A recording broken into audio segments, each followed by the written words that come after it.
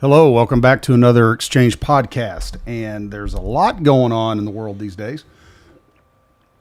And we are live. We are not on X anymore because they are now making you pay for stuff. Thank you, Tucker Carlson.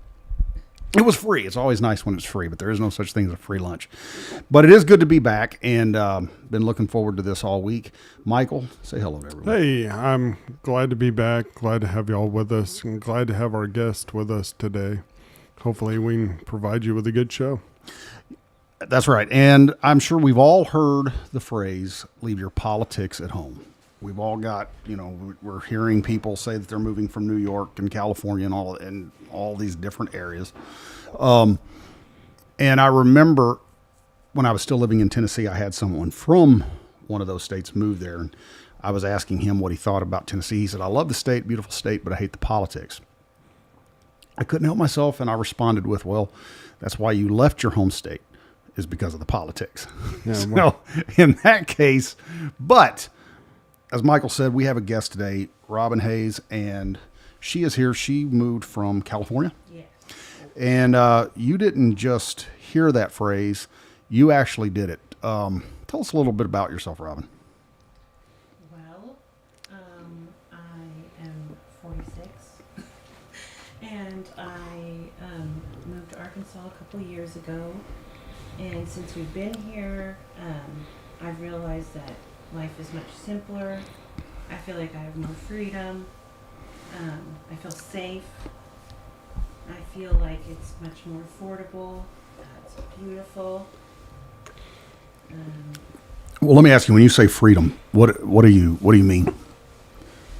I think I mean just the open space, So not laws or anything necessarily? No, because, yes, the laws, well, actually, I don't really know. I feel like the laws are probably more lenient in California, but I think here you're more exposed a little bit. There's more police officers definitely here in Conway than there was where I lived. I came from a bit of a conservative area anyways, so. Well, that said, isn't like a large portion of California, aren't they conservative?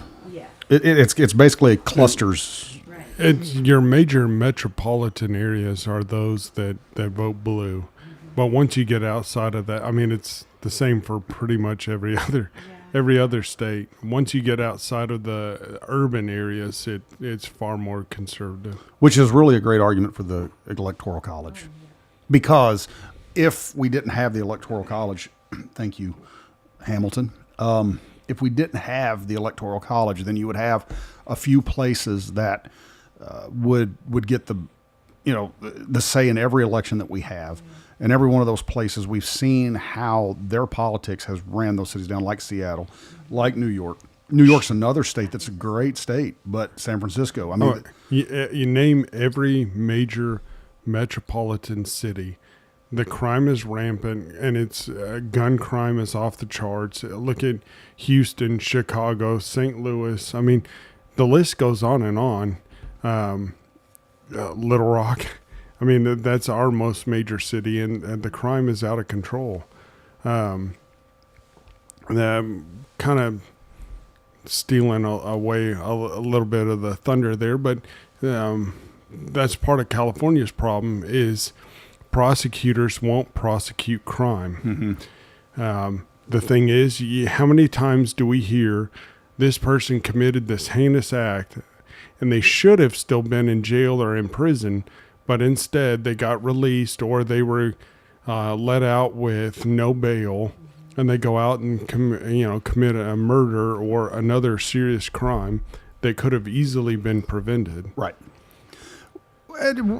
We are, we are a biblically based podcast, but some of the podcasts that I'm always screening and surfing different podcasts. And I may have used a word that's a bit outdated if you don't know what surfing is. It was something that used to happen when people had cable. You would channel surf, sit with a remote late at night and just, click the channel. But I'll go through and I'll watch different podcasts, a lot of Christian podcasts. Nothing wrong with this if this is your thing, but they get too preachy. Mm-hmm. And I don't mind if you've listened to this podcast for a number of reasons, or for a number of episodes anyway. you will know that I am not ashamed of my Christian faith. I'm not ashamed of the Bible. I'm not ashamed of any of that. But at the same token, I also know that God is a God of practicality. And so, as I stated, you you did leave your politics as such as they were. What was, if you don't mind me asking, what was your upbringing? If you tell our listeners a little bit about that.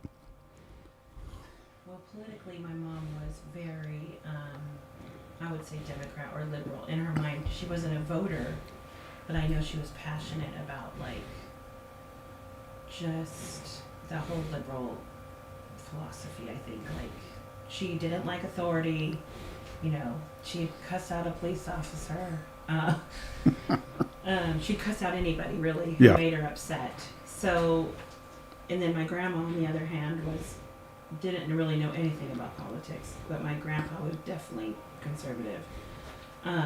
My dad was a Democrat, but he was also a conservative, like, really. Yeah, it was probably along the lines of a JFK Democrat. Yeah, like, now I would say he'd definitely be on the conservative side. But I really didn't have much understanding of politics until later in my life, honestly. Like, I did not understand anything until I took a political science class, which actually helped me learn a little bit about myself, because I was like, oh yes, I'm liberal. You know, and I lived in the Bay Area, which was very liberal. Mm-hmm.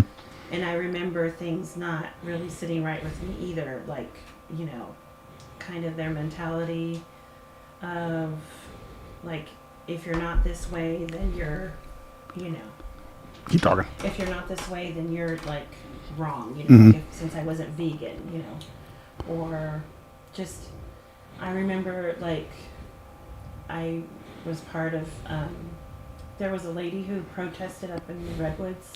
Her name was Julia Butterfly, and she was protecting an ancient tree, an ancient Sure. redwood that was really old. And so I didn't even realize, you know, we were cooking food, and it was called Food Not Bombs, and these were all these, like, Was this an organization? yeah. So they would feed the homeless in the Bay Area, and they would, you know, provide food for people who were, what is the word I'm looking for? Homeless? No, but when you're like, Less fortunate? I'm blank right now. That's okay. Like when you're fighting for something, like, you know what they do right Activists? Yes. Okay. Sorry, my vocabulary. Okay, so they would cook food for activists and things like that. We'd all camp out. It would be this whole thing. And I didn't even realize what I was doing, you know. I was just along for the ride because I thought it was cool. Right. And now when I look back, I'm like, oh my goodness, you know. And I lived in Oakland when September 11th happened. And so I remember being so afraid, like I was sure I was going to die. Mm-hmm. And, you know, I remember thinking I wasn't really, you know, of course I believed in God. And I remember thinking, if I die, he's going to say, what have you done with your life? And I would have been feeling like I did nothing. So after September 11th, I got things together for a little while. Right. And so, you know, that lasted a while. And then later in life, talking like 20 years later, I started going to college. Yeah. And that's when it really, like, things started opening. I started realizing, like, because I had heard, you know, okay, wait, now let me see. When I started college, I started realizing, like, there's a lot of common themes going on. Mm-hmm. Like, we don't like men. They don't really support, like, you know, they don't like white people. Excuse me. I'm sorry if I'm offending No, you by you're- saying that. But that theme is Right. there, Right. you know? Yeah. And it comes up in everything. Yeah, Like oh, yeah. Math classes, Mm-hmm. word problems, like in English, obviously, like everything revolved around like politics. Just the papers you had to write, you know. It's indoctrination. Yes. Well, which I was going to jump in really quick. I find that really fantastic that you realized what they were doing, because most of the younger generation, they go to college and they become indoctrinated or brainwashed. They hear it and they just consume it verbatim and go out and spew it without really taking a look to examine Right. And what is the relevance of this in a mathematics course? Yeah. Like there's no reason to discuss it. So I heard a quote the other day that said, if you're a teacher and your students know your political affiliation, you have failed. Yeah. And I thought that was really, That's a good point, because my political science professor, you did not know what he liked. You didn't know his politics. It wasn't until I really did a deep dive and went on to like his Twitter, and I saw the things that he really felt. But in that class, he did a really good job of showing the bad things that each president had done, not just Trump. He highlighted what Obama had did, and As long as they do that. And I felt like, wow, this guy, and I actually really, really loved that. so the purpose of a teacher should be to get you to think critically. That's right. Not to basically parrot their ideals. Yeah. It's to look, here are the facts, here's the information. Do with it as you will. Yeah. Yes. Make your own determination. But we've become so focused on beating the other side into submission instead of taking a step back and going, well, just think about it. That's right. There is, in politics especially, there's a ton of misinformation and outright lies. You have to actually do the research. You can't blindly follow. Politicians will tell you whatever you want to hear. If you look at the number of campaign promises versus what they actually do when they're in office, you'll find that as a general rule, they all fail miserably. Yeah. Because they're trying to reach the broadest spectrum of constituents. Okay, they want to get everybody they can to vote for them. And so they'll promise all sorts of things that just in reality, will not come to fruition. Yeah. And so I find that really inspiring that you managed to look at that and go, no, this Yeah. isn't right. Right. And something you said, and I kind of want to back up to it. You said that you were with this organization, or you were, I guess, volunteered. you volunteered for Very animal. I don't want to be like food not- Then we'll be like, food not bombs. food, not bombs. Okay. I don't even know if they're still around. Well, so one of the things that you said, it was food for activists. So I'm assuming they're just basically running a supply of food to people that are traveling around and, being active, right? Certain things, yeah. So one of the problems that the conservative side has, and I kind of want to explain something for people who don't understand. When you hear the word conservative, all conservative means is that our belief is to conserve true liberalism. Because liberalism, and that's kind of what we're talking about today. True liberalism today, the AOCs and it's completely off the rails. And so conservatism is just conserving true liberal ideologies. And we've seen, if you want an idea of how the Democrats, and when I say that, I'm not talking about, like you said, the Joseph Liebermans and the JFKs. I'm talking about the guys now. If you want to know what their idea for the country is, look at the last three elections, 2016, 2020, and now. Okay, 2016, the Democrats had the superdelegates that chose, because Bernie Sanders was really the Democrats' version of Donald Trump. Yeah. And so they kept him out and got Hillary Clinton in. They did the same thing really in 2020 to get Joe Biden. And now they've done it. We just saw last Sunday with Kamala Harris dropping out, or rather Biden dropping out, and then Kamala Harris getting all of the delegates, which has led to a civil war, if you will, within the Democrat Party. So Republicans and the conservatives don't really have activists. So in this, was there kind of something about that you were going, did you think it was a good thing? Did you think it was maybe a little over the top? At that time, no, because I was maybe, I don't even know if I was 21, to be honest with you. I was pretty young. And the thing with college, and I was surrounded by people that lived that way. Sure. Like, just outside of society, I guess. probably like, train hopping people. Right. I wasn't one of those. I did have this idea that I wanted to like hitchhike, Mm-hmm. across the country, but I was very scared. The first night we went hitchhiking, I was way too scared. Like I was not cut out for that life. Right. And I guess it was pretending, I think, I feel now when I look back and I reflect. It really Right. probably wasn't who I was, but, combined with how I was living my life and the people I was around, and just not really knowing that, I could have done a lot more with my Sure. life had I thought about going to school when I was younger. I didn't start college till I was 38, which is why I think I was able to see through, like, what was going on, because I knew life wasn't like that. Like, the real world was not what they were saying Right. at school. Yeah. And like I said when we talked the other day, I remember telling my sister, like my first semester of English, because the professor did not like Trump, and I remember being like, "Oh gosh, Trump's going to start a race war." Like I was sure that he was the way that everyone said he was, without even knowing, because I never. And this was in I my 2016? own bubble, yeah. I was in a bubble. I did not care about politics. Sure. It really wasn't until COVID that I even opened my eyes to really think about Yeah. politics. So what caused that? How did that come about? Well, that came Yeah, it just kind of forced you to listen? Yeah, because I had gotten really sick, like super sick, right before COVID really hit, and I'm sure it was COVID. I Oh. don't know, because it was terrible. Let me just jump in. So just to clarify, you were still voting Democrat and left up until COVID. So this is more of a I recent. honestly didn't even vote.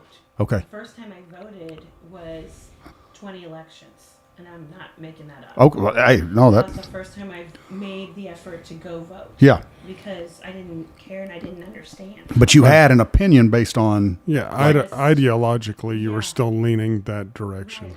Okay. So Yes, definitely. go ahead and tell us then, kind of like, if you don't mind, jump into what you said. You said you got COVID. I thought I didn't know at the time, but now I think I probably did have it. And I remember going to school. My professor said, "Do you have COVID?" And I was like, "No, I don't have COVID." And then she was saying, "Oh, they're probably going to close the school down." And I remember calling my sister and saying, "My professor's crazy. She thinks they're going to close the university down because of this sickness." I had no idea, because I avoid things that make me scared, I guess. And so, they closed the university down. Everything got shut down. We were so scared. Like, you really thought you were going to get it or Right, die. right. I mean, if you were paying attention to, like, the regular media. Well, and that's how they rope you in. Yeah. Is because if you look, the media is run off of fear. Yes. And so they create this mass panic, and then what does the government do? They swoop in to be the saviors, That's right. but how did they do that? By taking away all of your rights, by whittling away. And, what was it, Franklin, that said those that would give up freedom for security deserve neither? Yeah. It's the exact, we're living it. The Bible says there's nothing new under the sun. Yeah. Like, we're just repeating the same process.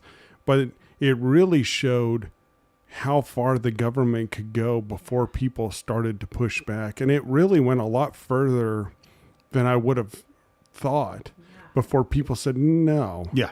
And they barely said no. So Like, the majority seemed to not say no.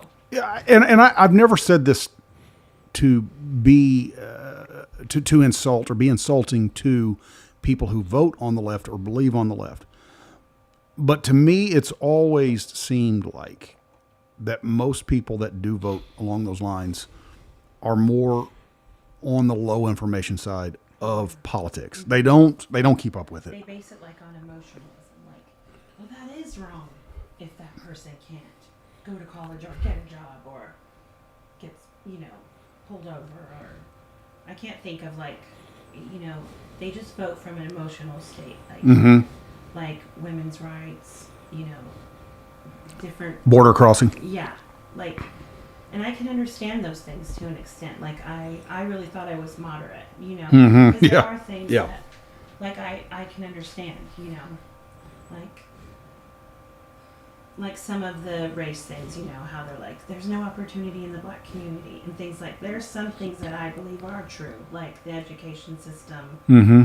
that, they don't always get the best education and the best opportunities.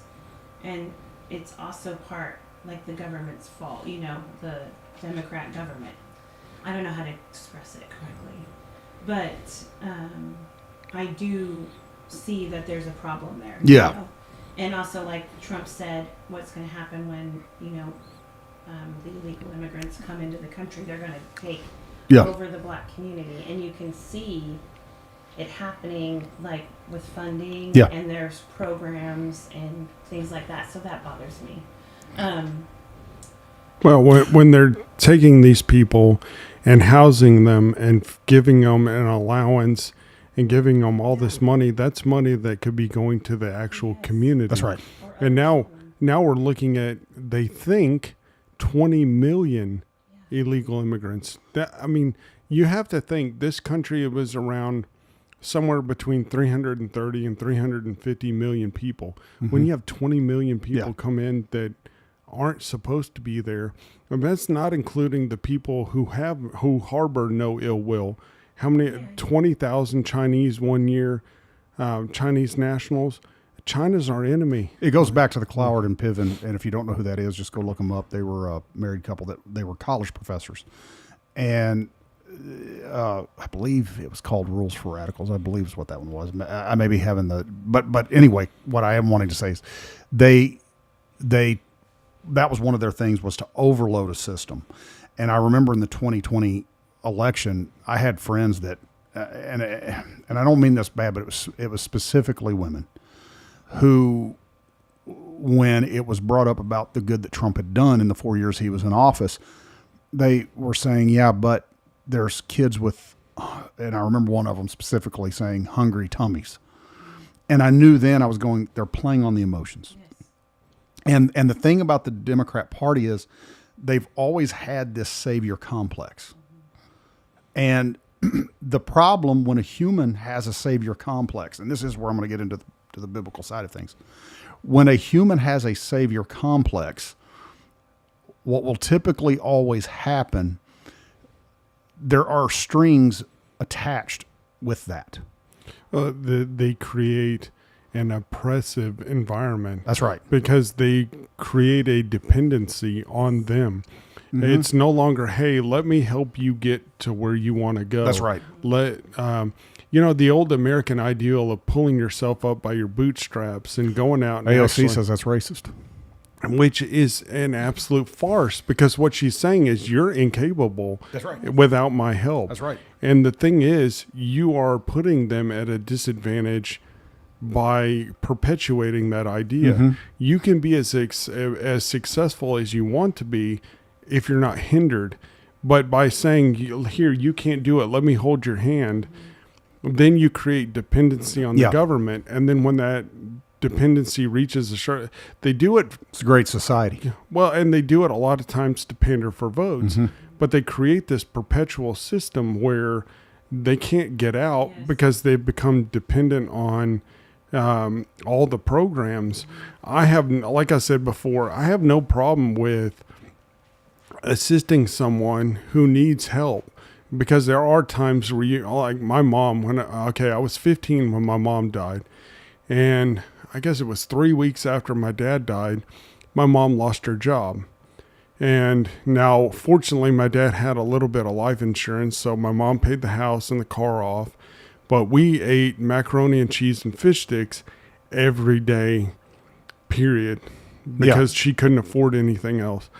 If my mom had asked for help, I because she got another job and got herself back on her feet. But in situations where someone needs help because they've found themselves in a position they didn't choose, I have no problem with that. But keeping them there so that you can pander or you can get their vote is downright evil. Yeah. Generations. Yeah. For generations. So, well, and that's what I mean, because that's exactly what the Great Society was with Lyndon B. Johnson. That is really where you started seeing the Democrat Party taking a sharp turn. And they did it in order to create voting bloc. And even Leo Terrell will tell you that up until the 1960s, the black family would stay together. It was after the Great Society in the 1960s that you started seeing that happen. Well, now they're doing, and so now you're right, and they're doing it with all the communities now because it's helping them to create this voting bloc.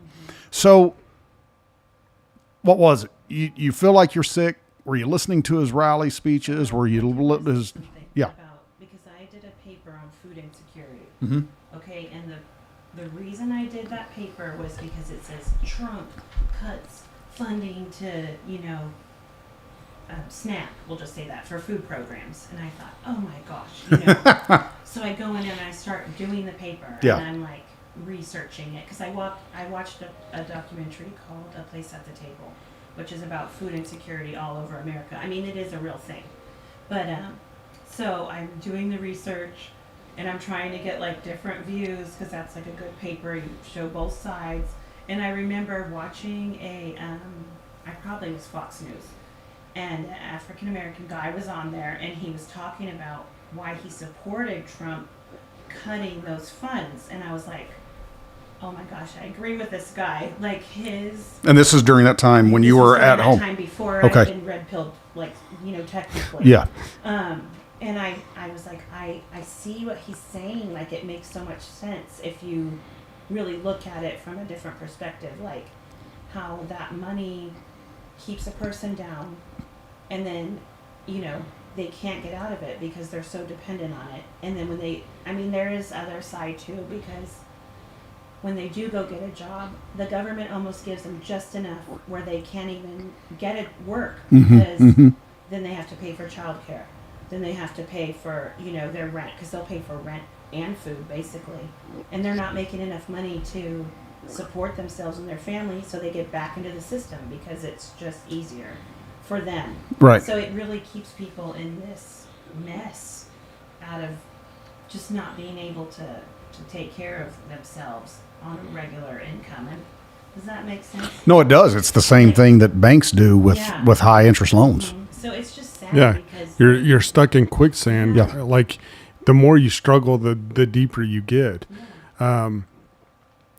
So that's why I have always advocated for giving people the tools to succeed and having them do it on their own. One, you get to look back and go, look how far I've come. I pulled myself out of that.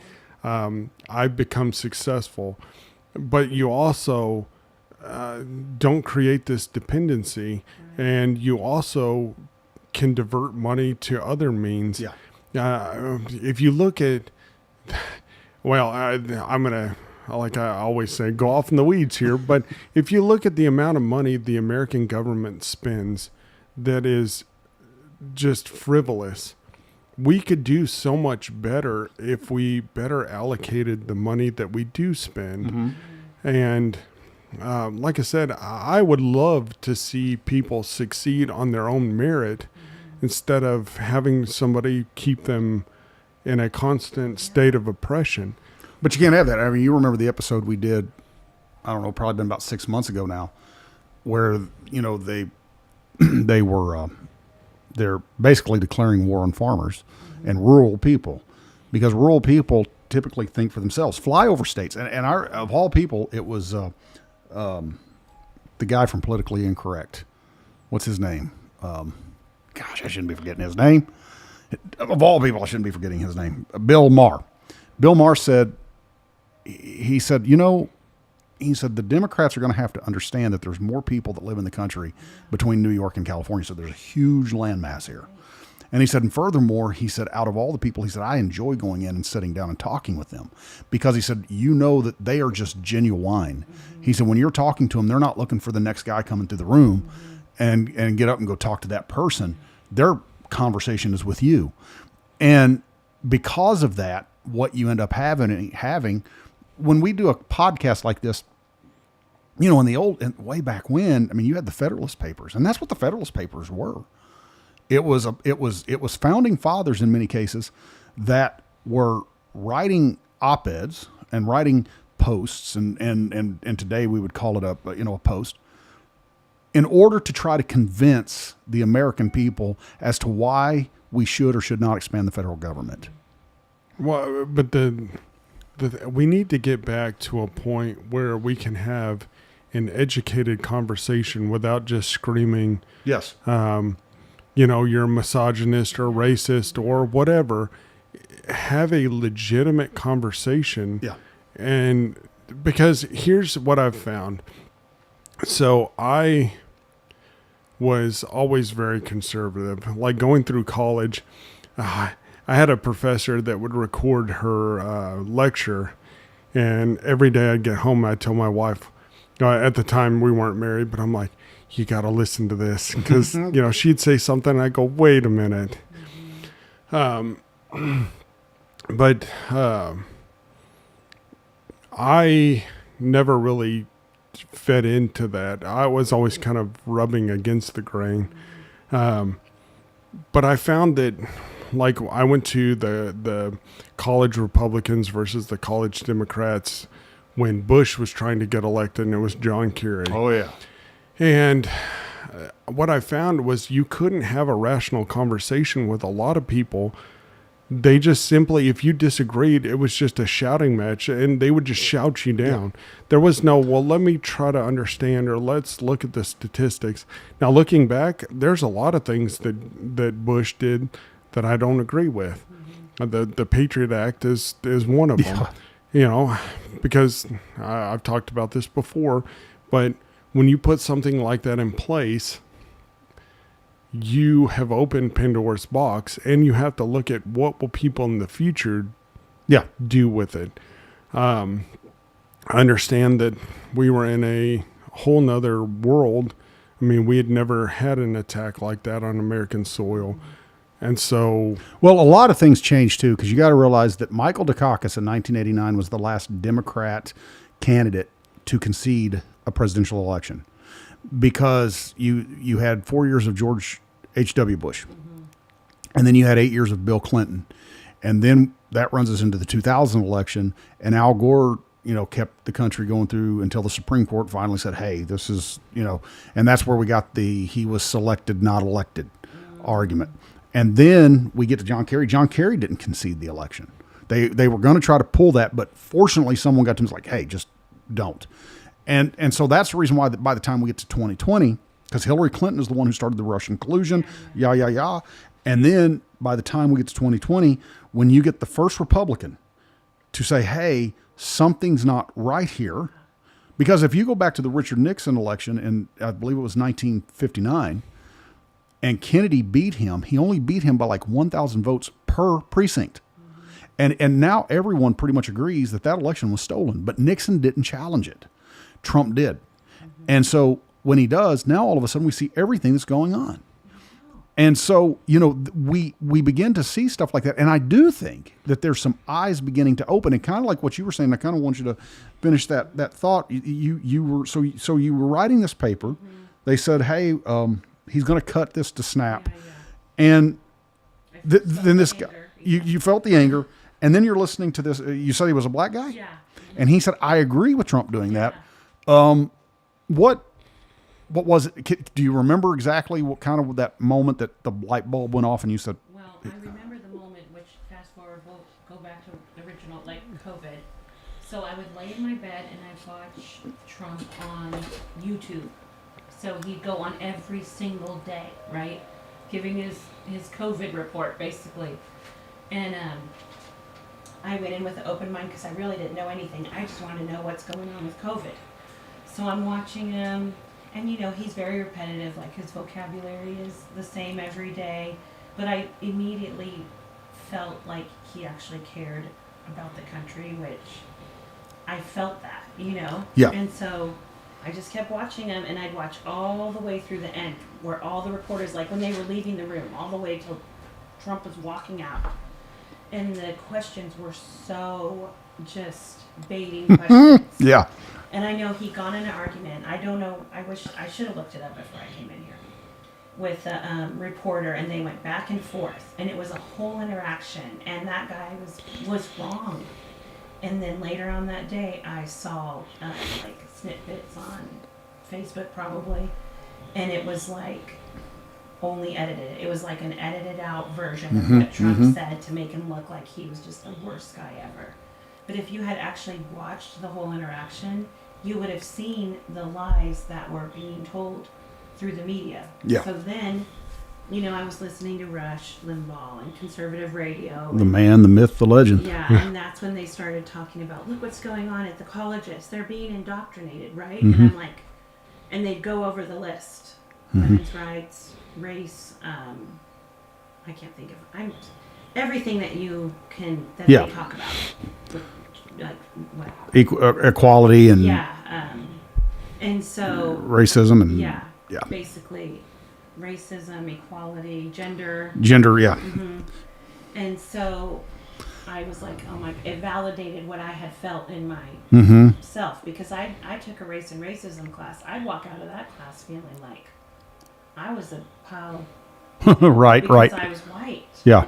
And that professor was actually really good too. He taught about, which I didn't know, how like they switched the Republicans and the Democrats. So that was really eye-opening, which I didn't realize. As far as how, like, who was president, who wasn't. Yeah. And what people voted for. Yeah. And, like, who was actually for the people. And so that gave me confirmation. And then it was just grueling really to get through my last year of school. Like, because I liked to write poetry, and so I was taking a poetry class, and I had liked this professor so much.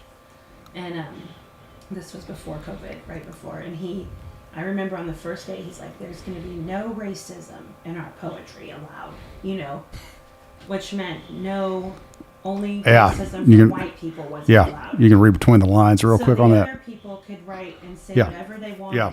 Yeah. And it was okay. And I would just sit there and feel so, like, kind of sad, because it was sad, and I would never write a poem like that anyways, but to have it, like, aimed at you, even though it wasn't me, but, like, it is, and that was really disheartening. And so it was like the following semester, I think it was actually when we came back, they opened the campus, and the professors going on and on about, like, how, teaching kids of color, mostly, never only teaching kids of color, which was okay. I understand that. But then he says, well, talking about the media, and he's like, just like the media is trying to make the Taliban look like they're bad people. And then I was like, I cannot be in this class anymore. Flying 2 planes into 2 buildings. Yeah, some people just are bad. It was right after Afghanistan, and he was literally like on their side. And I was like, I dropped out of the class, and that's when I went into a Chicano Studies class, which actually I loved so much. And the professor was amazing. And we're seeing that. I mean, now we're getting people that are absolute. In fact, some people are even saying that Hitler was correct in what he did. And I get joked about, because I think virtually every podcast, his name somehow gets brought up. Yeah. Revolve back to. Well, it's kind of like the wiki, the Wikipedia. It's every third search. It will take you back to him. But what I'm saying is we do, you're right. We have this, there is this extreme hate for white people. And I'm not just saying this because we're men, but for white men specifically. Because white straight men who are Christian. Yes. I mean, you are the look at what the Olympics just did. Yeah, with the whole oh gosh, the transgender Last Supper pose that they did on the opening night. I saw pictures of that, and I was like, what is this? It's disturbing. It's disturbing, and Absolutely crazy. If that does not open people's eyes, along with an assassination attempt, that now Christopher Steele, is he the former FBI director, maybe still FBI? He come out and said that Trump made that up. That if you look at the trajectory, whatever. And my whole thing, I'm going, okay, wait a minute. A guy lost his life, dude. A guy lost his life, and you're going to say that Trump made this up? Well, then they were saying it may have been shrapnel that hit his ear. It doesn't matter. So, well, no. But let's backtrack. What would be between the shooter and the president that would have caused the round to fragment? That's it. Nothing.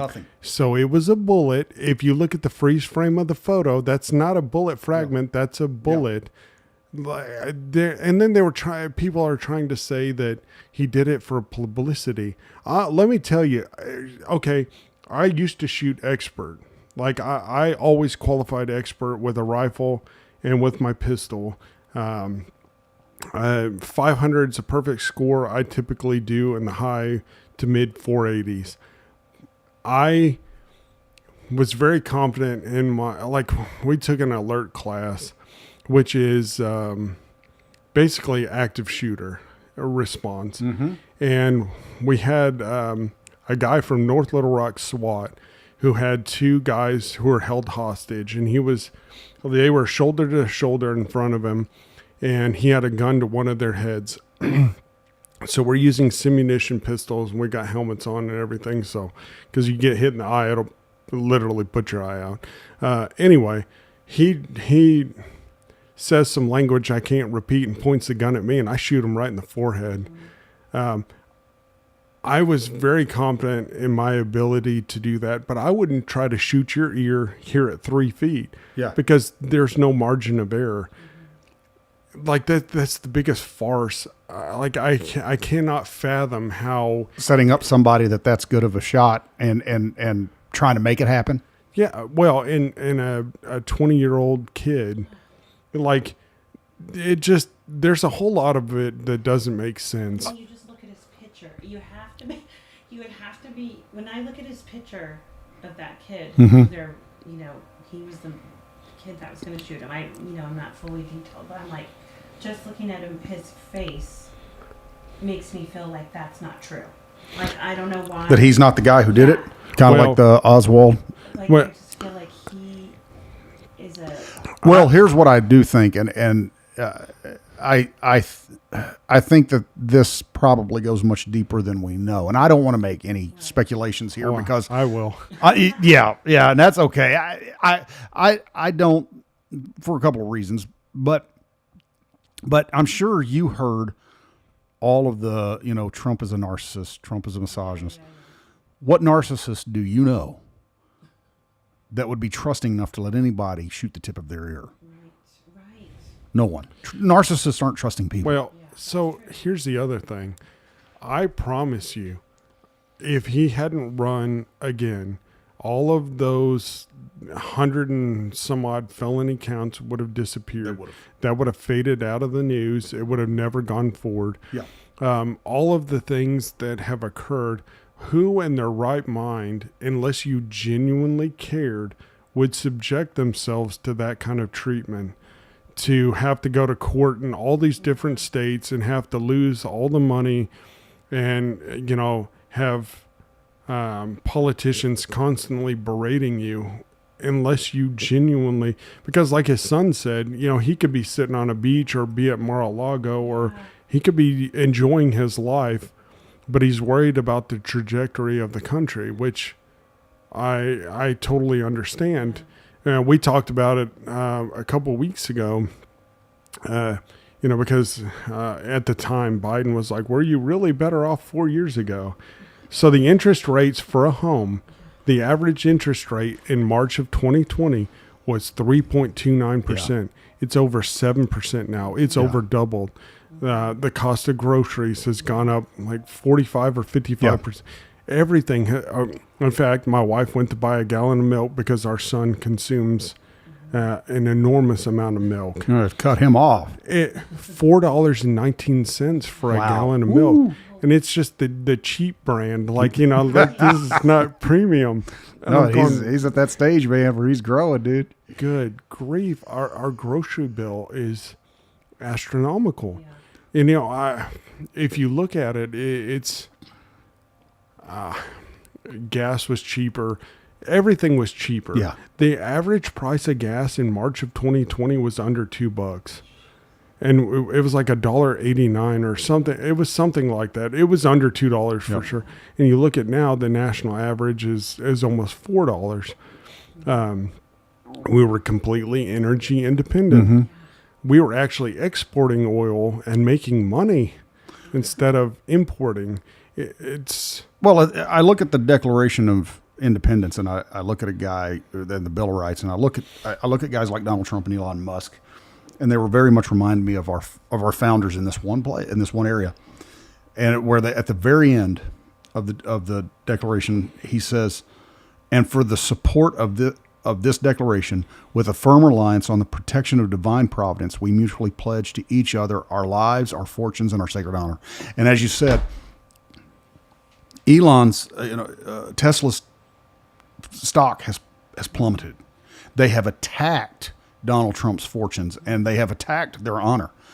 And if people who want to say that voting doesn't matter, our vote doesn't matter, if it doesn't matter, then why are they attacking Donald Trump the way they are? Well, so Yes, that's a good point. yeah, well, the flip side of that is if you truly believe your vote doesn't matter and you don't vote, then you have no room for grievance when it doesn't go your way. That's right. You actually have to get out and put the work in. I am struggling on a walker, and I promise you, when election time comes, I'm going to struggle my way in there. If I have to do it in a wheelchair, Yeah. I'm going to go vote because I have no room to complain if I don't do my part. Yeah. I'll commit to voting So for you. well, we can't do that, but I know what you mean. But no, you said that you didn't vote up until Yes. 2020. I voted in 2020, and I was happy. I was proud to go vote. I was still quiet about supporting Trump because, everyone thought he's homophobic and he's, what did you say, misogynist. Yeah. And it's interesting because they always talk about when he said, "I'll grab the." Yeah. Mm-hmm. And, I've been around a lot of people, and they act like they've never heard any person in their life Yeah, they say get- such a comment. Yeah. Or anything along those lines. If you're out in the world, Yeah. you're hearing comments. Oh, yeah. Well, and so you also have to go back to the context. Right. He said they let you grab them by. Right. Okay, it's not saying I just go around doing it. He was saying, Well, it goes back to the same thing with there were good people on both sides, right? And that's exactly what it is. And they routinely take the man out of context. Yeah. And So then you were also- able to put the context together, though. Yeah. with all- with Because what he I started heard saying. The whole interview, or I heard the whole thing, and then I don't know. Even with, and I want to bring this up, is you never hear, because this was a really big eye opener too when they call him racist, and you hear that he's the first president that secured funding for historic black colleges. Every other president, these historic black colleges would have to go ask for funding. They did not have permanent funding like other universities do. And he secured that funding, and nobody talks about that. Well, what no about one, black unemployment? Yeah. It was the lowest it has ever been, period. And he had a plan for the community. Yeah. And Biden never had a plan, and nobody still doesn't. cared. Right. They came after Ice Cube because he Mm-hmm. wanted to know. They went after Ice Cube because he was a thinker. He wanted to know, what was your plan? That's worse than you can be. Because he said, well, Trump's the only one that had a plan, so I spoke to Trump. If Biden had a plan, I would have spoke to Biden, and Right. they didn't care. Right. I mean, Well, so it's like I don't know how to get through to somebody if they can't see those things. well, look at the blind. level of deceit within a party. If you are willing to prop someone up and say, "Oh no, he's fine," Yeah. at the detriment of the entire country, what other things are you willing to lie about? Because we now see how sickly and how now they're talking about, well, he's the thing that was really telling for me is when he was found to have classified documents at his residence that were in an unsecured garage next to his Corvette, but the FBI said that he was too old and frail to be charged. Like, my God, then he's too old and frail to be the president. Yeah. Well, and that's, they said he wasn't capable of handling the debates, but yet you're going to tell us this guy can go in and sit with Xi and Ping and all Well, those. yeah, he's only good between 10 a.m. and 4 p.m. Yeah. Like I said, what happens at 3 a.m. when, Mr. President, we've been attacked? Well, and here's the other problem we got, and I'm not saying this would be the case with all women presidents, but especially with the one that they're wanting to run right now, Hillary would have been the same way. There are certain parts in the world that do not respect women. And what do you do when you get the Prince of Saudi Arabia who comes in and says, I won't talk to her but the only person in that room is the handler, but I'll talk to him. And so you dismiss the president of the United States away from the table. You got real problems now. You've got real problems. Especially places like Asia and the Yeah. Middle East. You've got to have, and I would say this about our governor, Sarah Huckabee Sanders. I think that she would be the kind of person who would say, okay, and this isn't original with me, actually. Me and my sister was talking about this the other day, and she's the one who said it. She said, I would walk in and say, hey, you don't want to talk to me? That's fine. I'm just going to cut 4 and 8 to you. Money will talk. They'll come and sit at the table with you. Yeah. But someone like Kamala is not going to do that. No, she's just not. Now, so Robin, Her debate, sorry. going back, knowing what you know now, if you could go back to your 21-year-old self, what advice would you give that version? I would give that person, I would say, gosh, that's a tough question. Honestly, I think I would say, stay home. Don't go to these people who are such a bad influence. You know, it's hard because that person was a different person for me than I am now. If I was who I am now and I gave advice to that person, I think I would say, like, lean on God, right? Learn that information truly, and then make a decision how you want to live your life. Yeah, because Instead there's of going the dark road and thinking like, you know, rebelling against society, against Christians. I would always say, well, I'm not really religious. I'm not religious, you know. And I had a cousin say, well, it's not about religion, it's about a relationship. And that was like an eye-opening thing for me. I think I would tell people, don't leave home and go somewhere where you're going to be surrounded by people who just have no really like moral values or family values. Yeah. I didn't feel that ever, because I came from a smaller town. But I was so wrapped up in like being cool, I guess what I thought was cool. Yeah. I mean, honestly, that's why I don't really know how to answer that. Well, they do say that you are the 5 people you surround yourself with. And I was a bad kid. Well, I needed help. You know? the reason I asked that is because there are millions of people who were in a similar situation to where you were. And, you know, I would say don't do drugs. Honestly. I mean, what that's don't huge. Start with marijuana. Like, Well, so you know, because it's so No, that's a good point. free. Like, Yeah. everybody thinks, oh, it's not a big deal. well, so It's just a real slippery slope. Right. It starts young. yeah, exactly. I'll tell you this. When I was a kid, now I never did drugs. When I went to work for the police department, they asked, you know, that's one of the questions they ask you, have you ever used drugs? And I said, no. And they said, you never even smoked marijuana? No, I just never had any real desire to do so. I didn't want to impair my cognitive abilities. And I used to kind of poo-poo the idea that it was a gateway drug until I got out and working as a patrol officer, and I'd stop cars and I'd search them. In Arkansas, the odor of marijuana is still probable cause. And then I'd find meth or cocaine or ecstasy, or it goes hand in hand with harder drugs. And I didn't realize it. My younger self didn't realize that it's true. And, you know, the thing is, with some of these other drugs now, they're extremely dangerous. Everything is getting cut with fentanyl. Yeah, there's one that I heard something about it. What is it? It eats the flesh. Well, there's a couple different drugs that are synthetic that, yes, like the people. That's demonic. I'm just going to say the it. people act like zombies. They'll Yeah. try to bite you. Like, I've read a couple articles about that. Like when it's like bath salts. I don't really know, but it's what? called that. I don't Yeah, know what it is, actually. there's quite a few. It's scary. Well, yeah, it is. And, you know, the thing I worry about is with my children being highly impressionable, you know, like I have no problem showing them some of the videos of people who are on drugs and going, look, this is what could potentially happen to you. Don't ever go down Yeah. this road. Yeah. Because you don't realize you're there till you're already That's too right. deep in it. But the effects of, you know, methamphetamine and these other drugs, and now like heroin. You almost can't get heroin without fentanyl.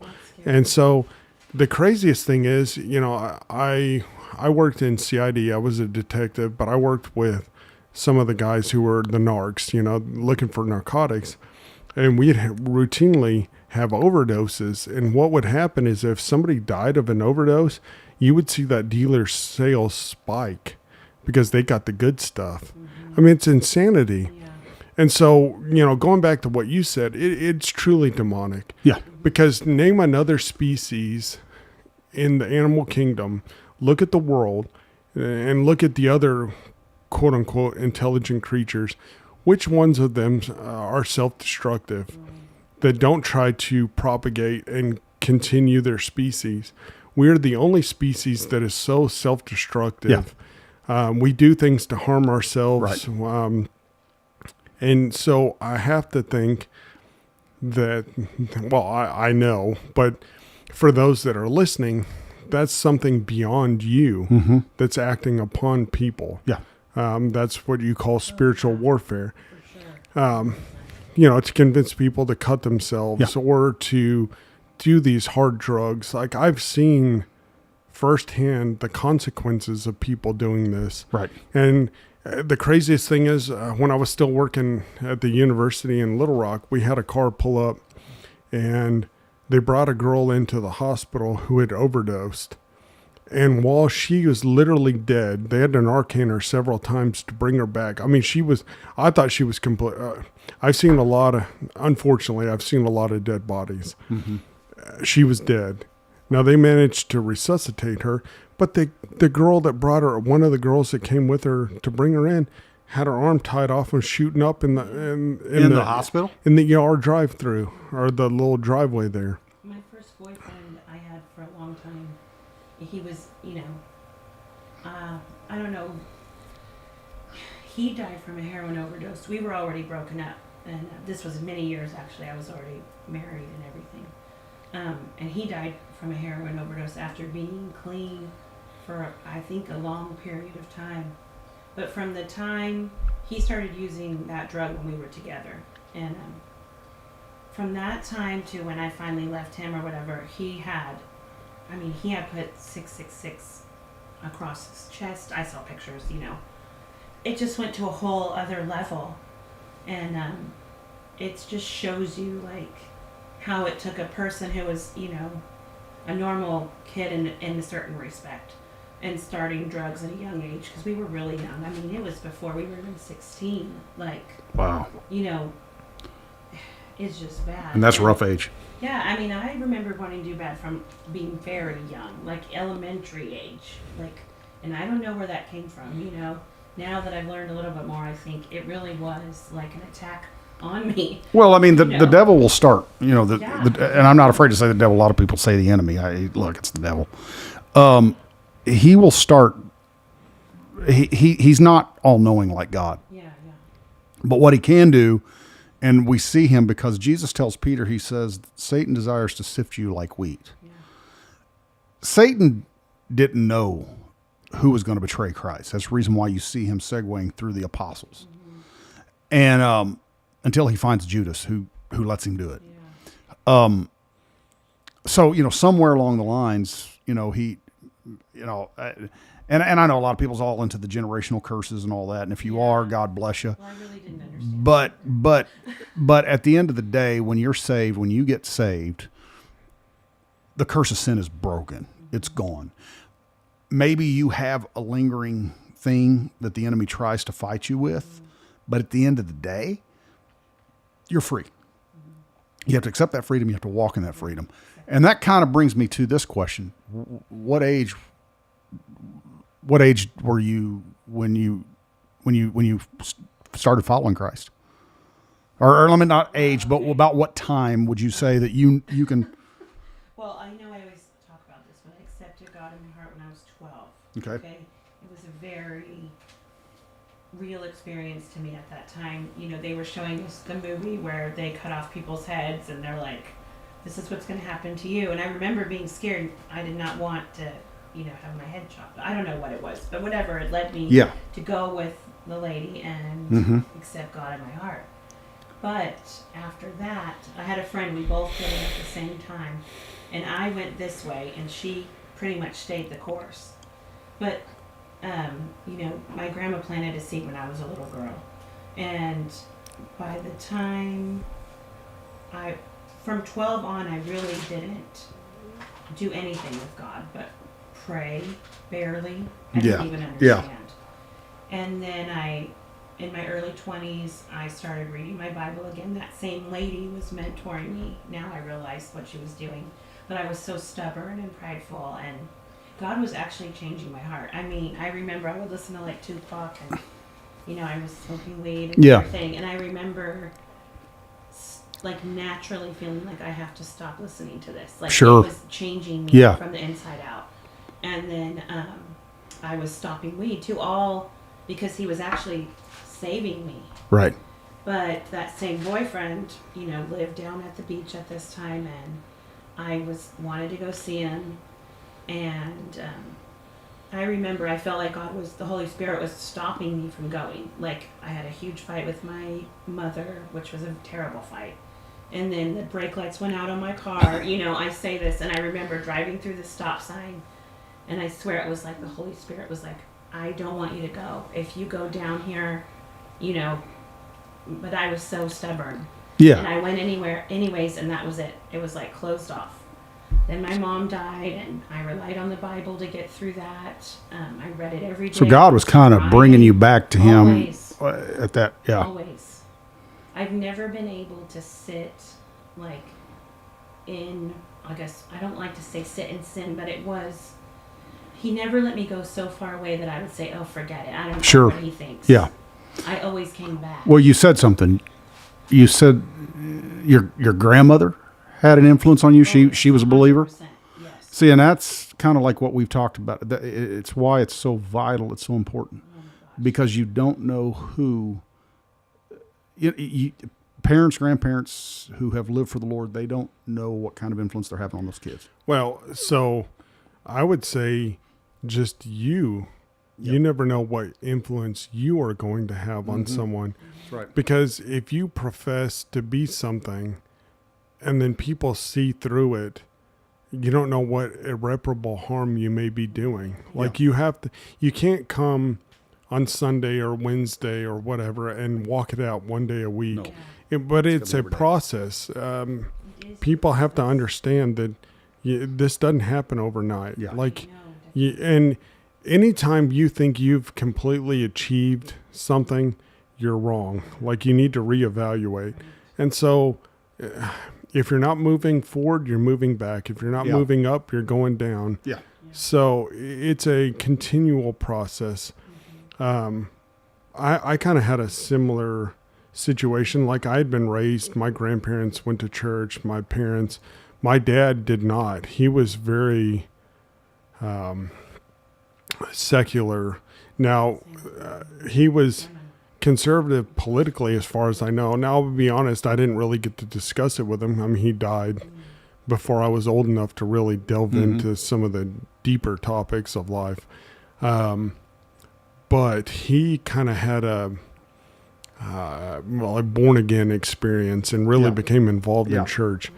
But as I was younger, I would always get upset when people would talk bad about Christians or Christ. But I wasn't a huge advocate. Like I wasn't jumping head first in. Right. It wasn't until later in my life. And then, there's something about being told you're terminally ill that really makes you go, I better get some things right. Yeah.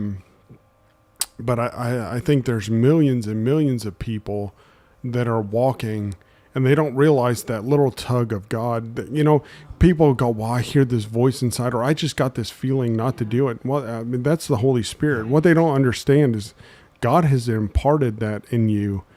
They always say it's your conscience. Well, to an extent, yes, because you still have say in what you do.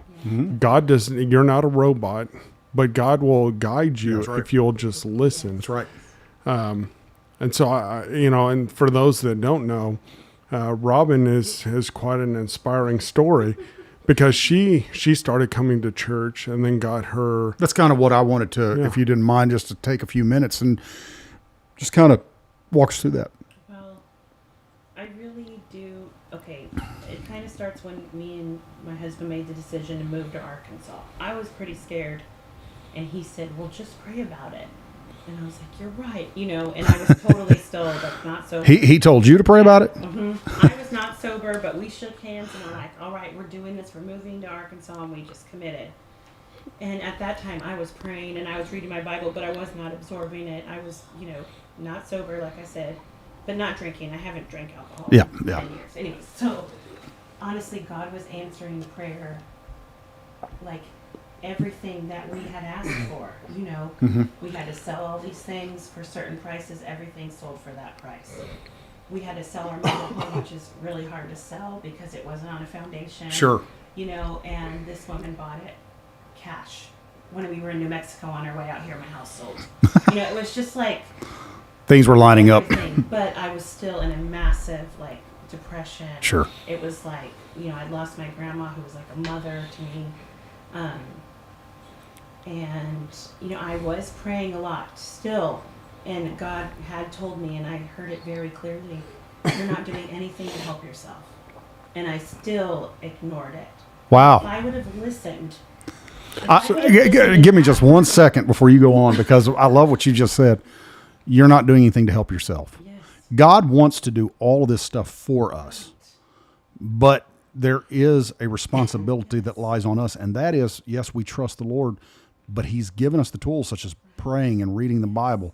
And you took the first step and said, "Hey, we're leaving California." You and your husband made that decision. He tells you to pray about it. Yeah.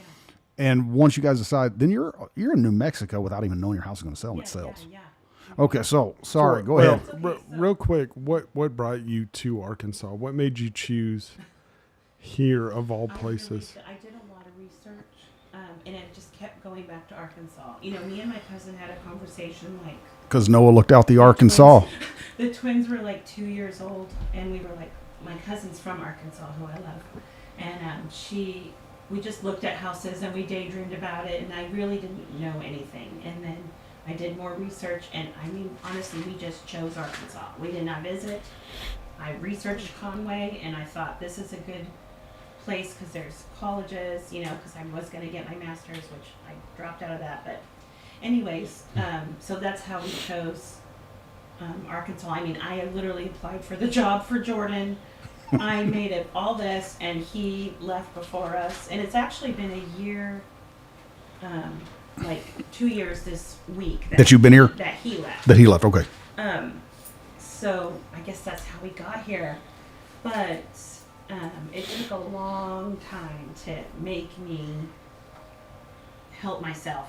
Really, I lost. Now, It how do was you a struggle. define that a little bit? What he meant by helping yourself exactly? Because I needed to get sober. Okay. Okay. I can't be halfway in and halfway out.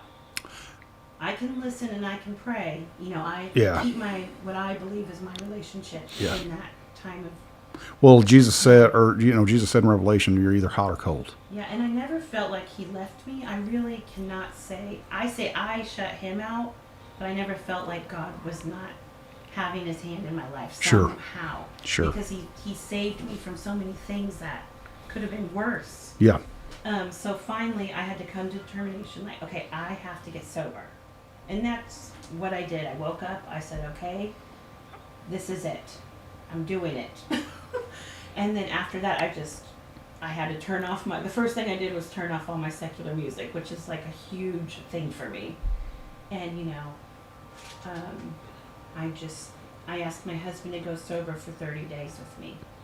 And he did, which was huge, and he's been sober now too, it'll be a year in September. That's huge. Amazing. Yeah. And that was this is just my little philosophy, or not philosophy, but my belief is that when I surrendered and gave up, what I needed to give up, I feel like God answered my prayers for my husband to get sober, because I needed that in order for us to grow and move forward, Mhm. change our lives, And I would have never imagined that he would have came to church back then. Yeah. And just my kids, like they're like, oh mom, is this another phase again, like a Christian phase? You're gonna like worship for a little bit and then it's back to like Metallica and So they kind of saw this. They saw this trend.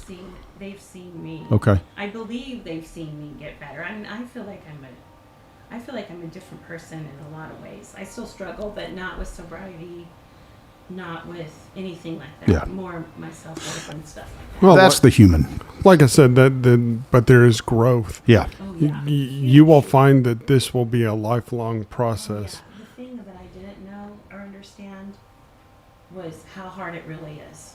And I don't mean that it's hard to, be a Christian, but it is. Like, if you truly read the Bible and follow it. I used to call people strict Christians. Mm-hmm. Like, oh, that person's a strict Christian. Yeah. Yeah. But I understand now what that means. So you got not you. So you.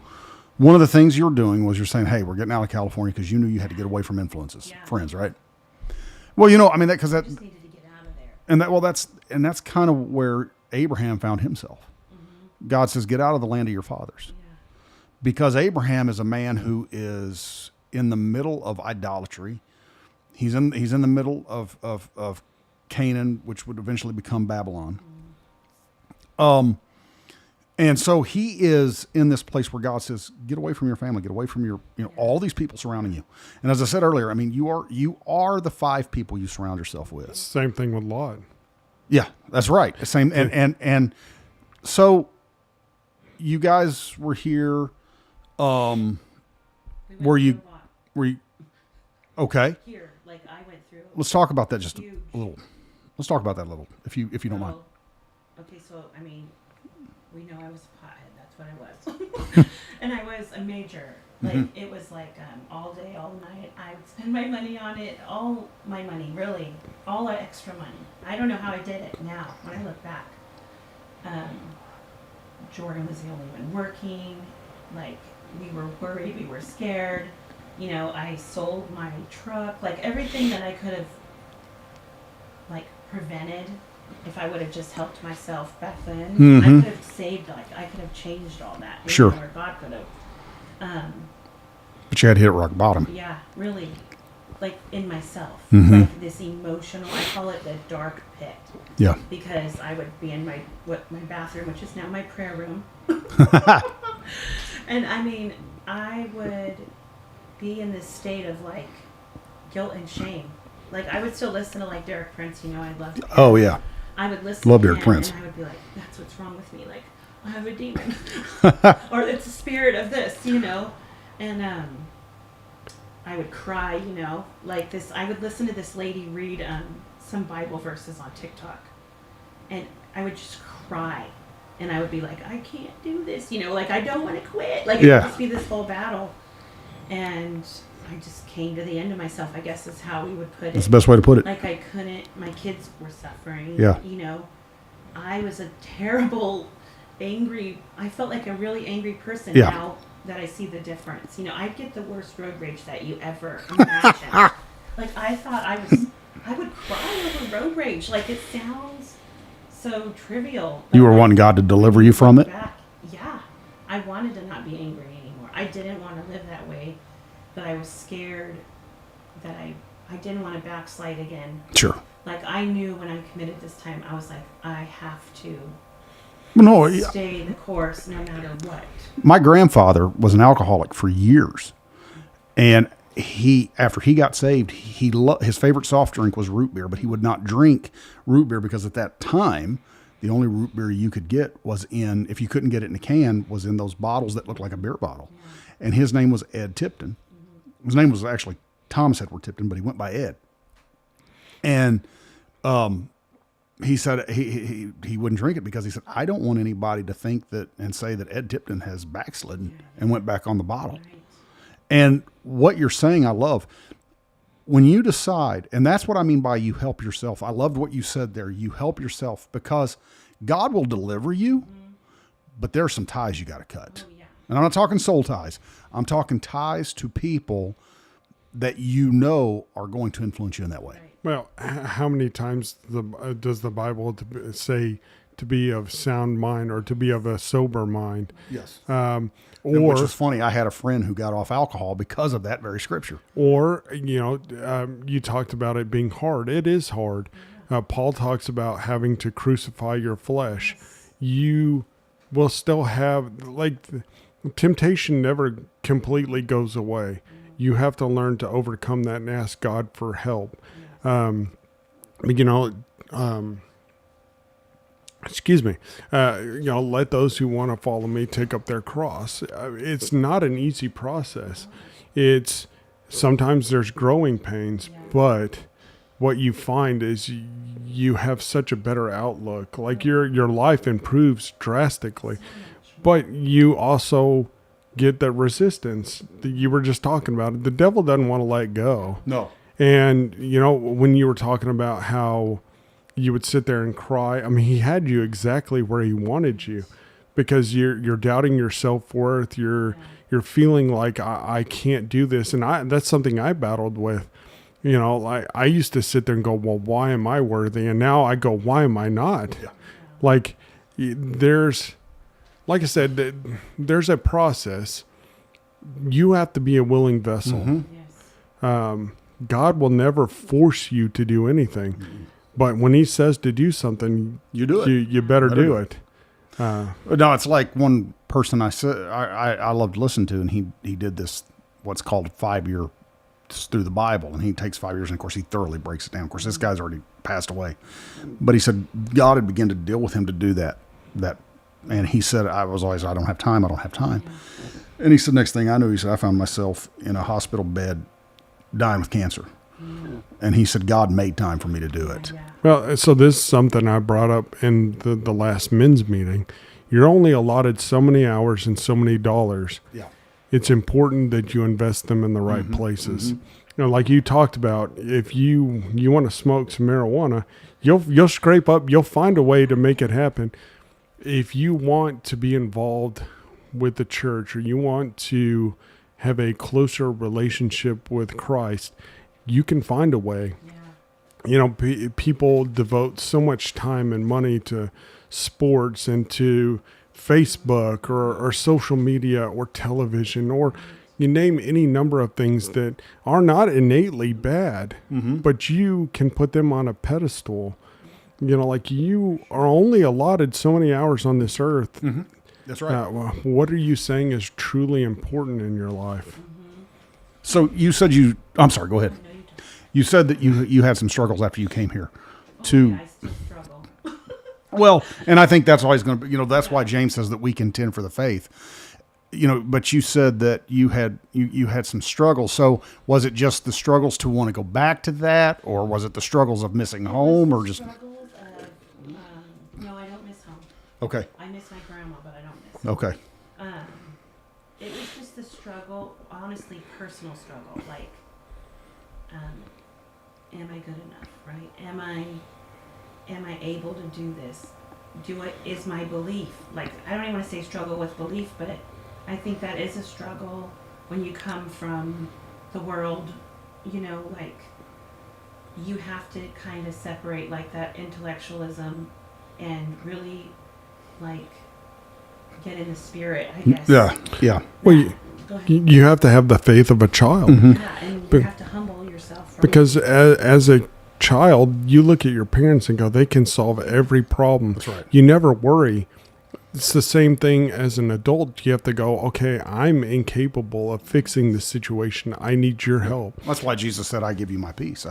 My peace I leave with you. Yeah. Because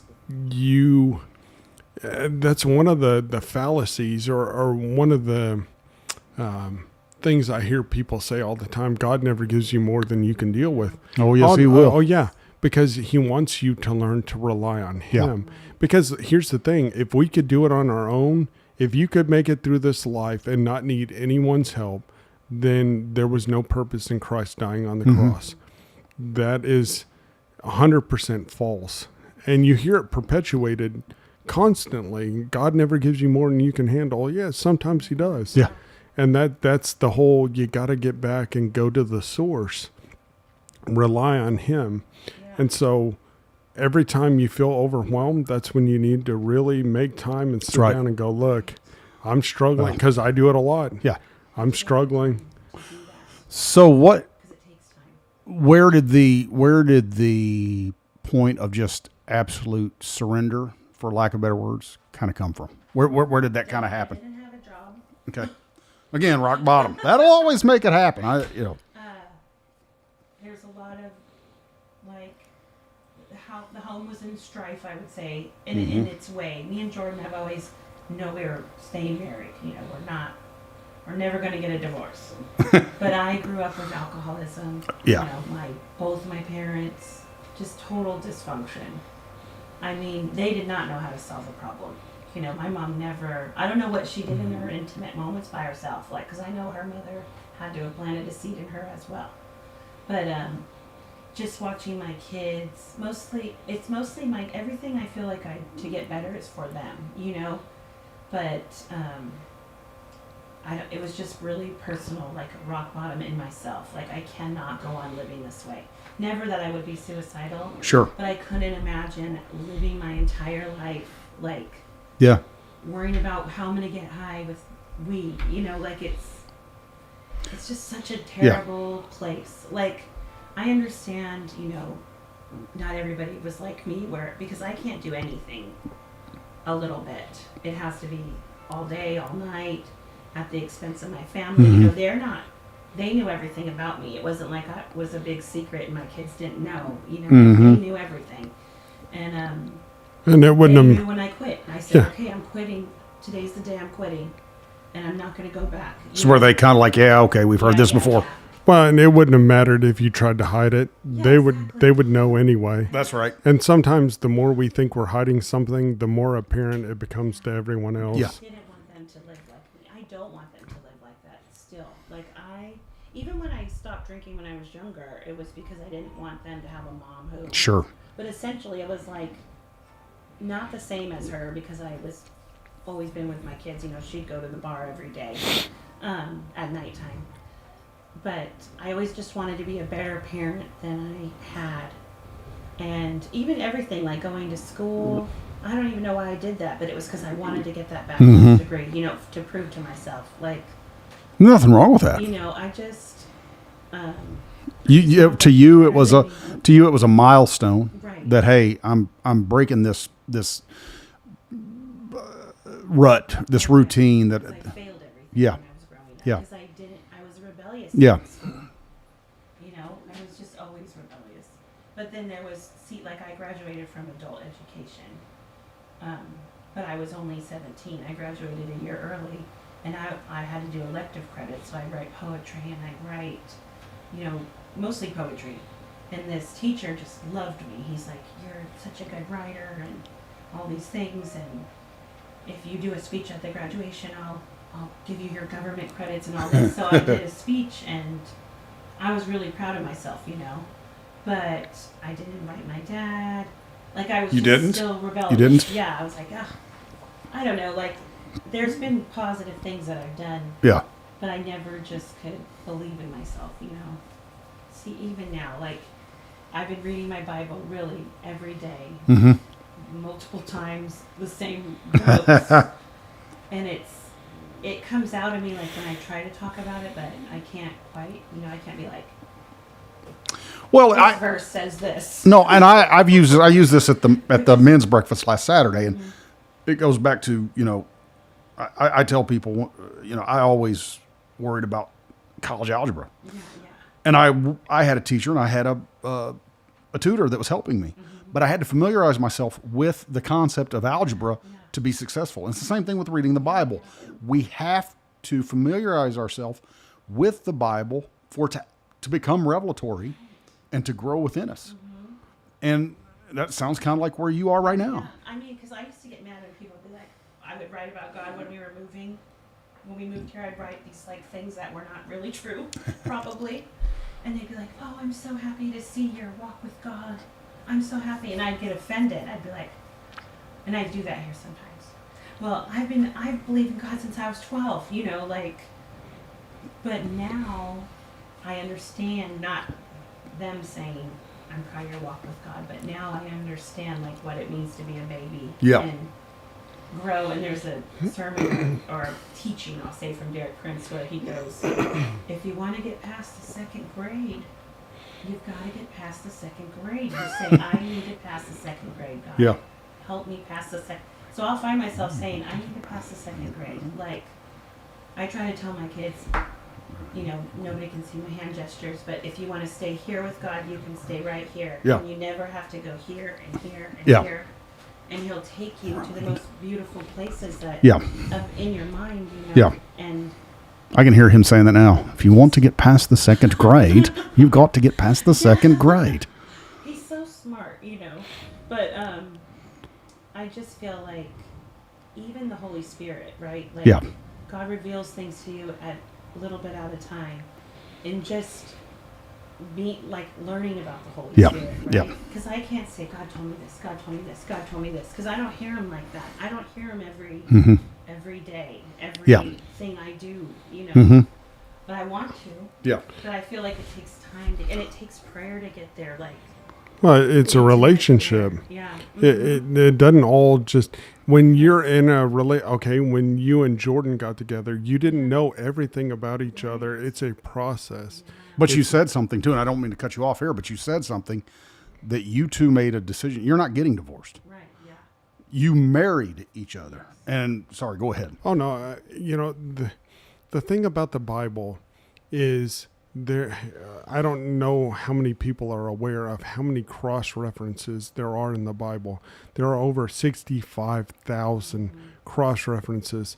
And so you have to keep reading it through, and then you go, whoa, I never realized that this is foreshadowing this, or there, you know, the incredible thing is this is how you know that it was inspired.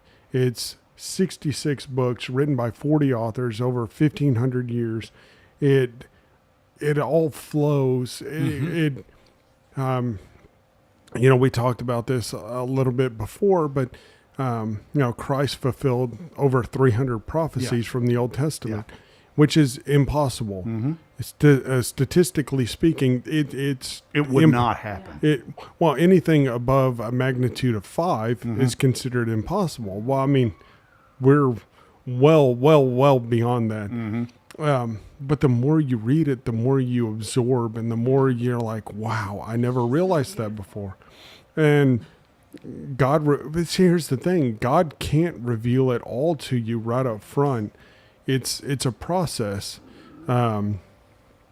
It's no different than studying science or mathematics. You don't get it all right off the bat. Right. Like, it's a process. So then anyway, you come in and you I come to church.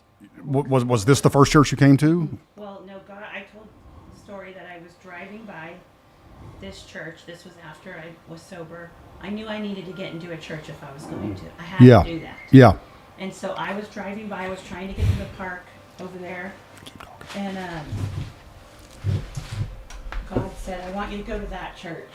And I was like, you know, whatever. And I researched the church on Facebook and everything. All I remembered, because it said Living Waters. So all I remembered was the waters part. And so that next Sunday, I was like, okay, I'm going to go to church. But I didn't want to come here, so I went to Cowboy Church by 8 Mile.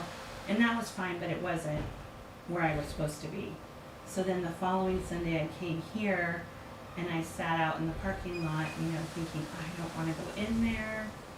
I did not want to come in here, you know, and mainly because I was scared. So I came in, and I think Chuck was outside. Ruth, I think, was the first person to greet me, and everybody was very nice to me, you know, real nice. And that's how I started coming here. And then, you know, Angie dragged me up there for prayer. Mm-hmm. And I think we were praying for me you were preaching that day. I remember that Sunday. The pastor was out of town, and I feel like I was prayed for 40 minutes. I don't even know. Like, Well, anybody, one of the key things of this church, and I love them, is an altar service. That's where I think all of the most important stuff takes place, right there in the altar. that's what I wanted. I wanted that, someone to pray for me. Yeah. You know, and I think that's why God brought me here, because I wanted to be prayed for. Yeah. Well, but I love what you said and how you were scared. Yeah. God breaks you out of your comfort zone. That's right. When you think you're getting comfortable, he's going to yank you Mm-hmm. and go, nope, you're going this You're way. going in this place, yeah. and, like, But the sooner you listen, the better off you That's are. right. Oh, absolutely. I mean, it's been, I will say, miraculous. Like, honestly, how many times did I say Jordan would never come to church? I mean, I truly believed he wouldn't come to church. I used to make him, when I was going to church for a while, when I got baptized, I was like 37, and I would go on Sunday nights, and I'd always say, force him to go to church with me. You know, he wouldn't, but I'd make him feel so terrible. Yeah. And he would come, and he came like once or twice. It was horrible, and we'd have these big fights on Sundays because of me That's trying always. to force him. Yeah. Oh, you wow. know? Yeah. And so when I came to this church, I was like, I'm not gonna do that to him. You know, I'm not gonna force him to come to church. Mm-hmm. I'm just gonna go to church and do my thing.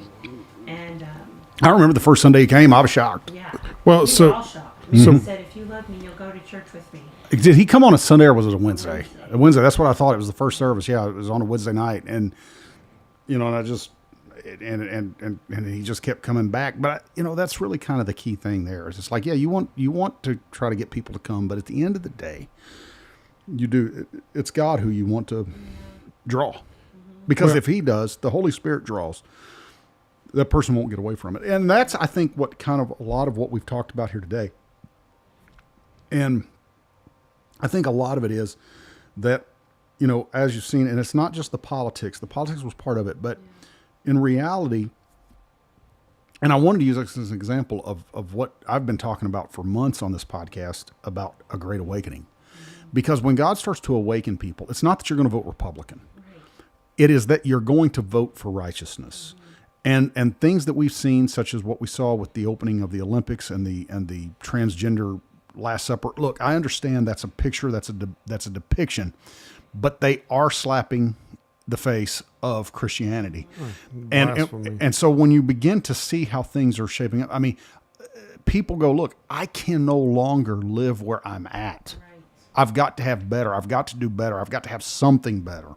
And I think that's kind of what we've seen here. And just in these last closing moments, you got anything, Michael? Questions? So, what I was going back to earlier is Robin came in and then got her family to come to church, Yes. which statistically, if a woman comes to church, it's only 20% of the time It's very low. the family will Yeah. actually come. Which, like I said, I told her I find that inspiring. Like, she doubled down and started coming, and lo and behold, they followed. Yeah. Do you think that was partially because of the change they saw in you, or have you ever thought about that? I You really just never thought about it? like the boys. I sort of had to force them to come. Honestly, Mary came with me pretty much. She started. Yeah, I remember because you came, I think, a couple of Wednesday nights and then a Sunday, and then she started coming with you. Yeah. I just say I feel like I know this. I don't even know if this is correct, like to say, but I feel like God blessed me in that way.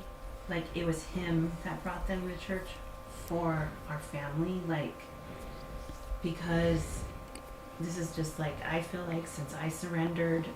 Finally, like truly, just repented because it took a lot for me to repent. Like it was days of crying and praying and trying to get through. I mean, images of my whole life, like asking for forgiveness for things that, like the Holy Spirit was showing me that I never even thought about asking for forgiveness for. And I feel like when I really repented, it was almost like this is just me saying, "Okay, Robin. I'm going to answer this prayer now about your husband." Like, because he's really the reason why the boys come, you know? He's the reason why Yeah. they don't even question it anymore. They just come to church.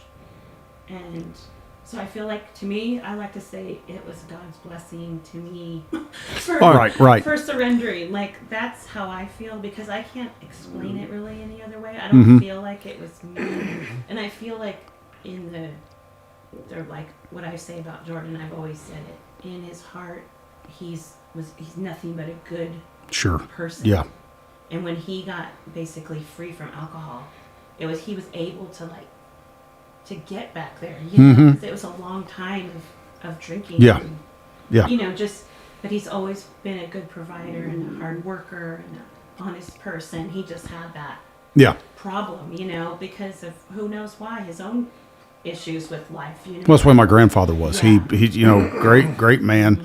People loved him, but he had such a bondage Yeah. to alcohol Right. that, I mean, and gambling. He gambled away 2 farms. He was a bootlegger. My grandfather was a bootlegger. I mean, and if you don't know what that is somebody who is illegally running alcohol.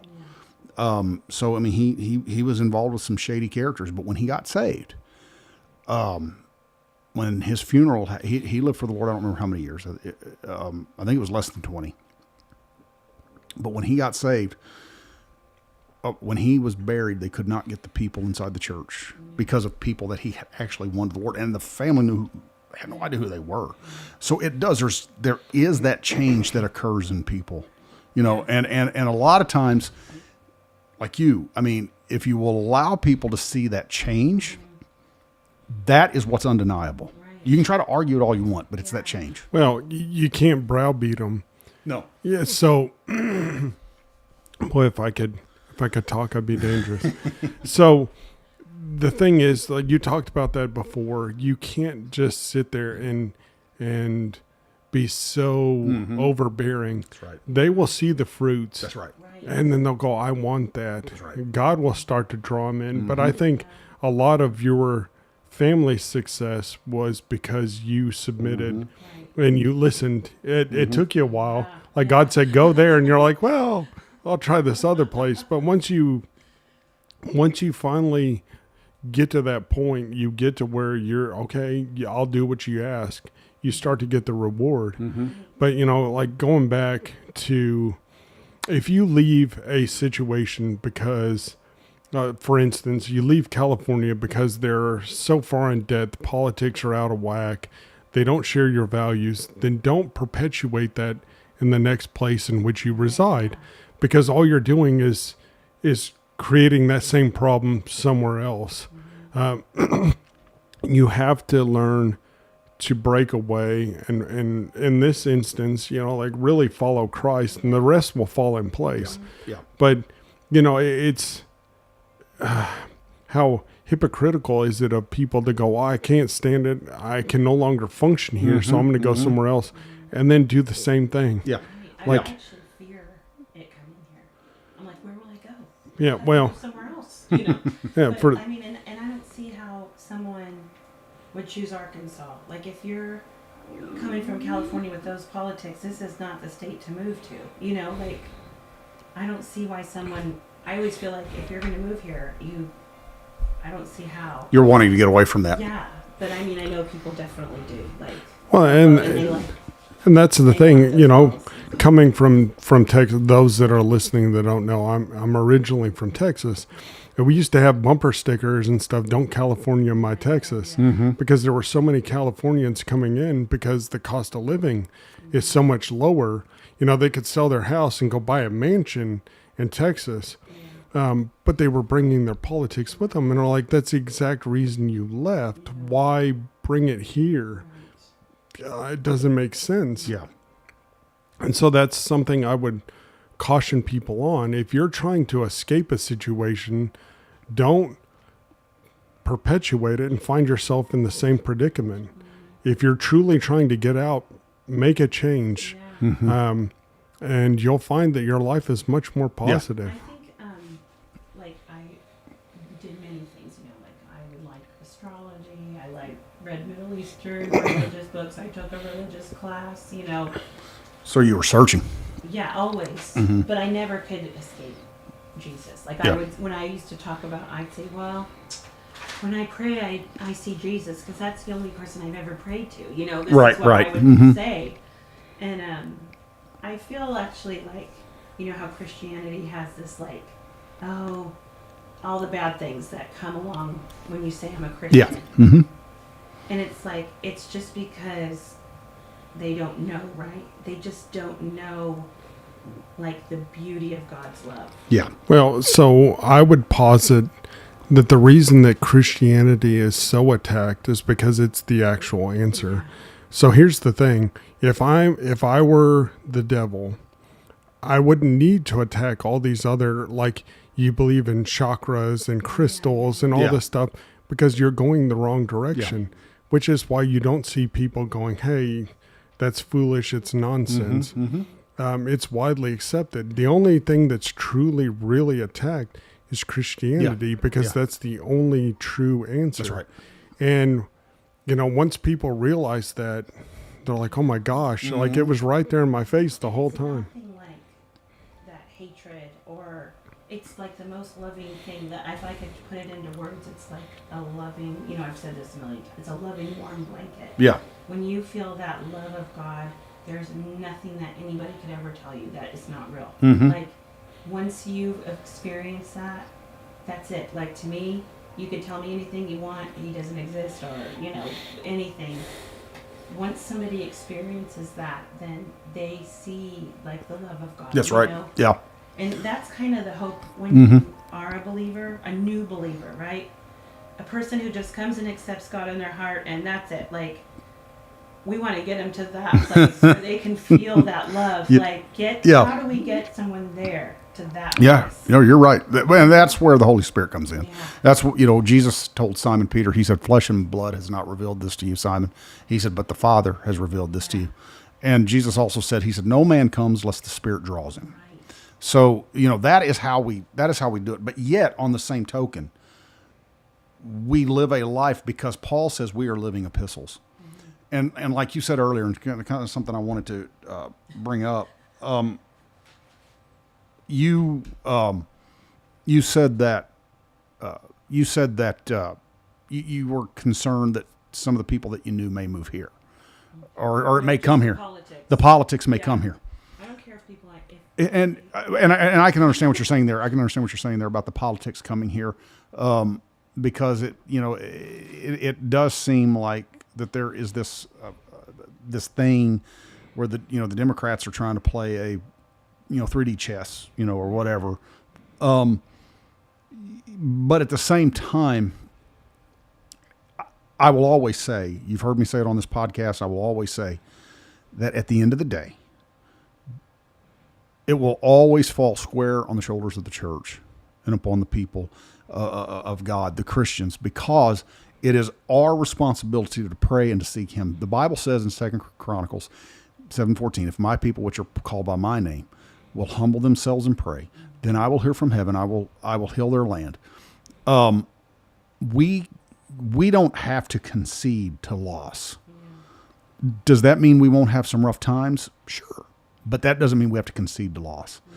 And to kind of just wrap it up,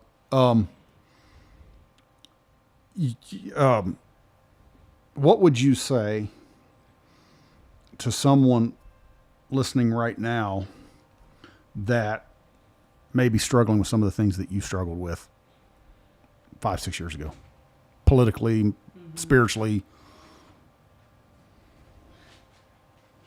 Okay, if they know God, right? We know that they know God. I mean, they don't know him, but we know they've heard of Christianity. We know they've heard of the Bible. If they could just sort of take that guilt and shame that I know they're feeling, because you can't run from it. If they could just take that and, like, want to heal it, I guess. If they're sick of living that way, at least, I want to say, give God a chance. Like, at least give him a chance. Like, I don't want to, like, I don't really know. I would just say, start seeking him, even if it's even if it's a simple, God, I don't know if you're real. Yeah. Like, if you're real, reveal yourself to me. Like, I don't understand all this Christianity, but help me understand it, Yeah. Bring people into my life that will help me and love me. Right. Like how, Right.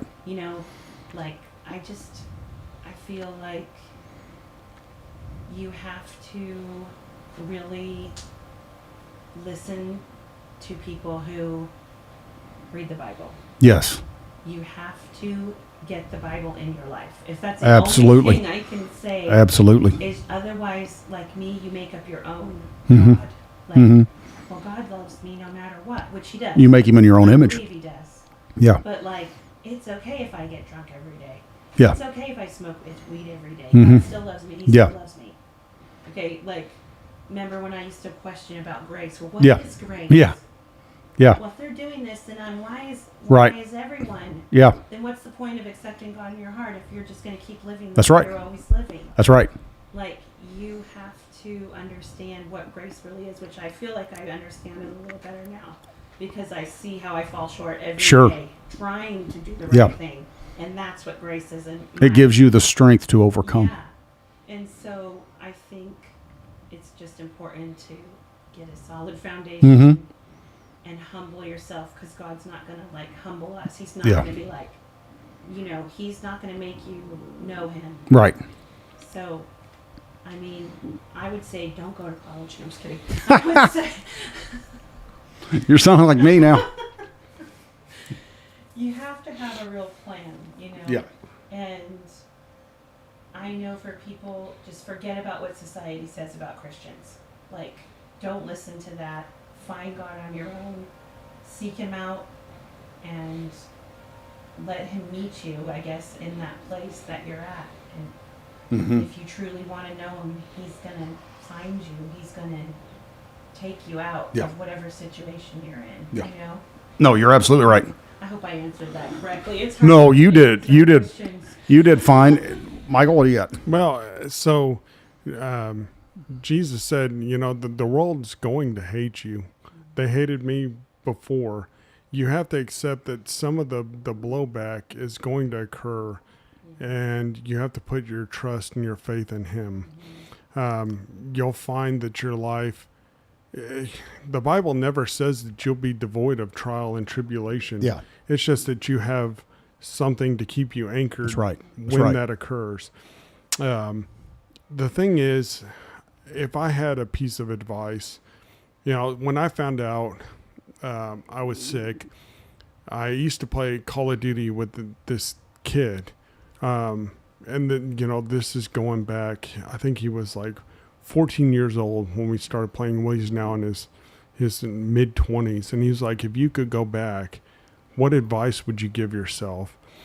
And so I think you really hit on it, but the best advice I could give someone who is younger, who's coming up, is don't blindly trust what you're told. Always verify, do your own research, and you'll find that people don't always have, most of the time, they don't have your best interest at heart. If you want to have a deeper relationship or that peace, you have to actually open the Bible and read it. Mm-hmm. John 1:1 says, in the beginning was the Word, and the Word was with God, and the Word was God. That's right. And the Word became flesh. That's Jesus Christ. If you want to actually know Him, you want that relationship, you have to find that time. Just like you said, you would always find the money to smoke weed. You'll find the time, That's you'll right. find the money. That's good. That's You good. have to be willing to make the sacrifice to spend time with Him. It's a relationship. He will go as far as you want to go. That's right. And so think critically about what people's motives are, politicians, or what the world is trying to tell you, because you'll often find that you're being deceived. Yes. And you don't even realize it. And I think that the older you get, the more you realize just how much deception goes on. Yeah. And, once you reach a certain point, like I can go back and look at a lot of secular music, and you look at the lyrics and you're like, oh my gosh, this is terrible. It's glorifying, in fact, just flat out glorifying Satan.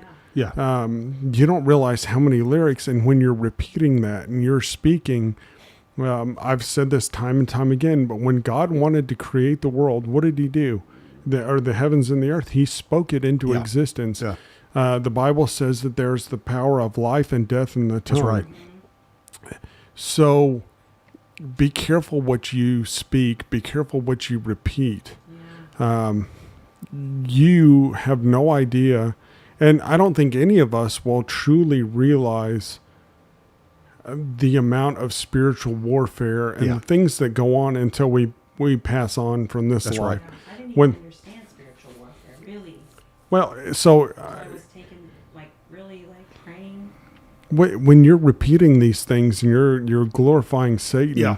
you have no idea what you're opening yourself Mhm. up to. And so, and the other thing is, it's a process. Okay, we're human beings. We're fallible. Mhm. If we weren't fallible, we wouldn't need Christ. That's right. Okay, so don't beat yourself up.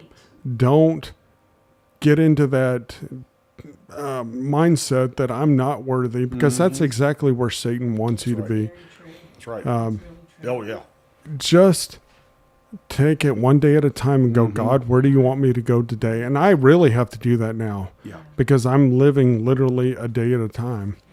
And so it allows for a lot of self-reflection. And you look back and you go, I wish I would have done this or that. But you can't live that way. You have to go, okay, what can I do to improve today? Yeah, there's that verse that says, don't look back, look ahead. Like, Well, look forward. You Yeah, don't, pressing forward to the Yeah. mark. Yeah. don't worry about tomorrow, Yeah. because that deprives today of its joy. Mhm. Just question the motives of what you're being told That's right. and examine it with the Word of God, because I promise you, the answer's in there. And with that, I'll pass it off. I've rambled on long enough. That's all right. I'm sorry, I hope I didn't make it go too No. It was good. It was good. And thank you, Robin, for joining us. And again, if super fun. Really, once we got, I told you it wasn't going to be that. into this area, I love talking about it. Yeah, it's a lot more fun. It's a lot more fun than some people get nervous, but it's fun. And thank you for coming on. And again, like, subscribe, share, tell your friends about it, and always, please feel free to leave a comment if you enjoyed it, and we want you to tell your friends about it. Again, if you are looking for answers, only God can provide those answers. And we will see you next week. Go with God. Be blessed.